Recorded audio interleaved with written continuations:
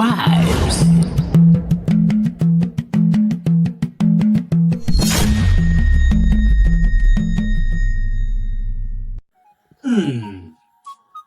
Àṣìṣe tí arákùnrin kan ṣe nínú ayé.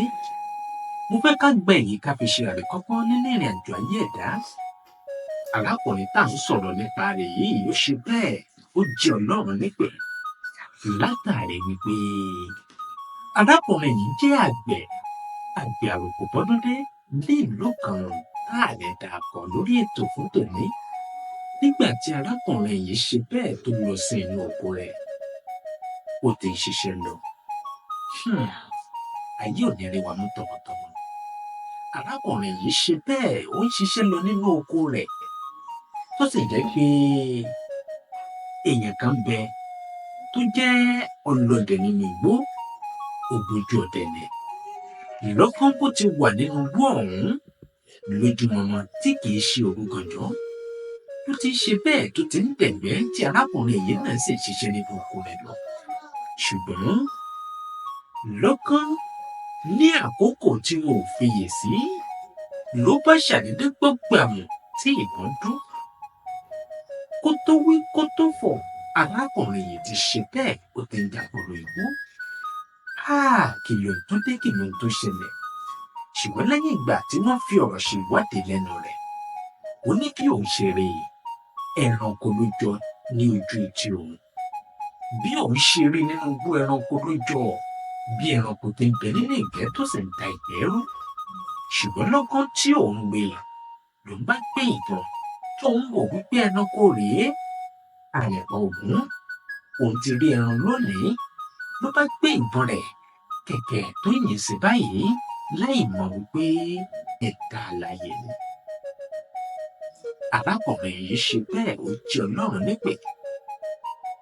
Agbègbè ta ṣùgbọ́n ẹni tó ṣiṣẹ́ láabi ọ̀hún fẹsẹ̀ fẹ́. Ṣùgbọ́n nígbà tí ìwádìí tó ìwádìí lọ́wọ́, ó jẹ́wọ́ ohun tó ṣe nítorí pé kì í ṣe ohun tó mọ̀ọ́mọ̀ ṣẹlẹ̀. Ṣùgbọ́n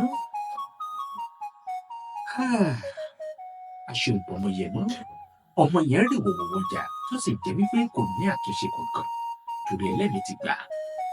Lẹ́yìn ìgbà tí arákùnrin ọ̀hún tó ṣe bẹ́ẹ̀ tó jẹ́ Ọlọ́run nípè, wọ́n sì pe àwọn agbófinró kí wọ́n lọ síbẹ̀ láti lọ ṣe ìwádìí tó ṣẹlẹ̀ gan. Lẹ́yìn tí àwọn agbófinró débẹ̀ tí wọ́n ti ṣe ìwádìí wọn tó tọ́, wọ́n gbé òkú arákùnrin yìí kúrò nínú oko ọ̀hún. Ọjọ́ burúkú ìṣègùn mi lọ́jọ́ náà jẹ́ ní ìlú tá a lè dàkọ̀. Ṣùgbọ́n ká má gbé òkú lọ sínú olóró. Ẹ jẹ́ n gé ní pápápá. Arákùnrin yìí ṣe bẹ́ẹ̀ ó jẹ́ Ọlọ́run nípè. Àwọn ẹbí rẹ̀ bẹ̀rẹ̀ sí ní ké gbàjarè sí àwọn ènìyàn pé ẹ gbà wá o, ẹ má jẹ́ kí ìyà yóò jẹ wọ́n gbé. Ṣùgbọ́n gẹ́gẹ́ bí mo ṣe máa ń sọ ọ̀rọ̀ mi wípé ọ̀bẹ bá ọmọ lọ́wọ́ ọmọ sọ̀bẹ nù. Ọ̀bẹ ti ṣe ohun tó fẹ́ ṣe náà. Àgbẹ̀ arákùnrin yìí wọ́n sì gbé lọ sí itẹ́. Wọ́n sì bí wọ́n ti sin òkú ní ìlànà ti Kìrìsìtẹ́nì. Ṣùgbọ́n kí la fẹ́ wí, kí la fẹ́ rò, kí la fẹ́ sọ. Bẹ́lẹ̀ mi bá ti gbàkóso tá a lè ṣe. Ìrìnàjò kan náà lẹ̀já ń rìn nínú ayé tí ó sì ṣe bẹ́ẹ̀ tó ṣe kòǹgẹ́rẹ́ tàbí tó ṣe kòǹgẹ́bí. Ṣùgbọ́n ibi ò ní bá ọ, bẹ́ẹ̀ sì ni kò ní bá èmi náà àti gbogbo ẹ̀yin tí ń gbọ́ wa káàkiri gbogbo àgbáláyé káàfàtà.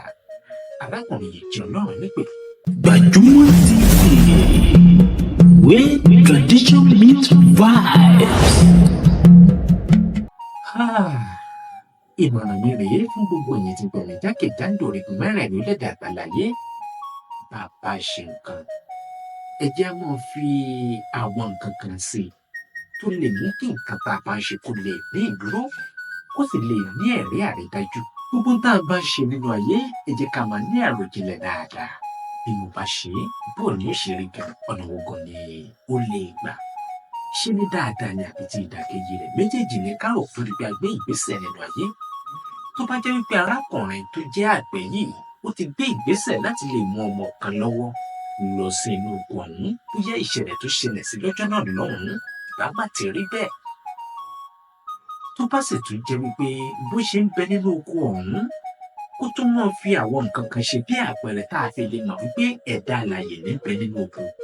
Bóyá rí i pé kó bọ́ aṣọ rẹ̀ kó fi kọ́ sí agbègbè ibi tó wà bóyá arákùnrin tó jẹ́ ọlọ́dẹ ọ̀hún ìbá ti rí i á sì ti mọ̀ wípé ẹni tí ń bẹ ń bí èèyàn ni. Ṣùgbọ́n ọ̀tá dé, bẹ́ẹ̀ sì ni àwọn ènìyàn ìkà wọ́n pagbo yí i ká, wọ́n sì ṣe iṣẹ́ láabi ọ̀hún. Arákùnrin jẹ́ Ọlọ́run nípè. Ẹ jẹ́ á máa ṣọ́ra ṣe nínú ayé, ká sì máa fi ohun gbogbo tí a bá fẹ́ ṣe nínú ìrìnàjò ayé wa ká máa fi tó Ọlọ́run Ọba mi òkè létí.